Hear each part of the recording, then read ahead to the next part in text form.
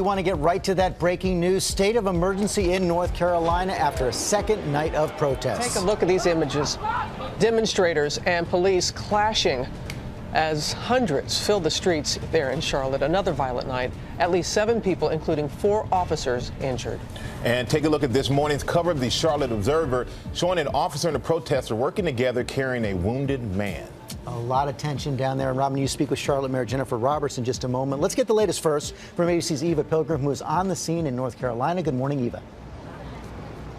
Good morning, George. State of emergency. You can see the damage behind me. The windows of the shop broken. The inside of it flipped inside out. Businesses here like Bank of America telling employees not to come into work today after another night of violent protests. Shots fired. Shots fired. Overnight, protests turning violent, leaving one person on life support this morning after being shot by another protester, according to police. Makes me sick. It doesn't have to be like this. This was a peaceful protest. The critically injured man shot outside the Omni Hotel.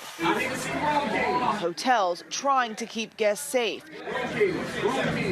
Protesters marching into the heart of Charlotte, police in riot gear as they fire tear gas to try and disperse the crowd. This trash can thrown into the Bank of America building. People looting the Charlotte Hornets team store, running out with armfuls of clothes. At least 7 people injured, including 4 police officers.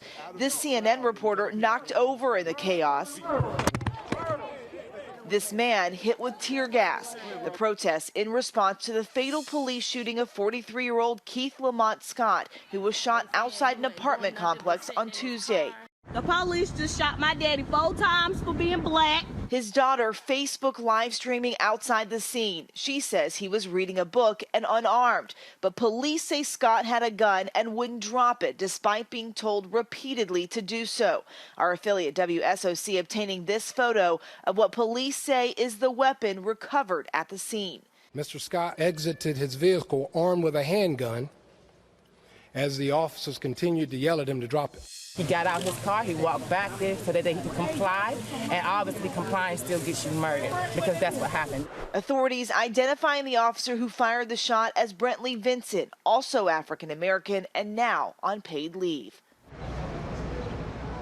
Renewed calls from the ACLU this morning for police to release any body cam or dash cam video they have that shows what happened. The police chief saying they will not release that video until this investigation is complete.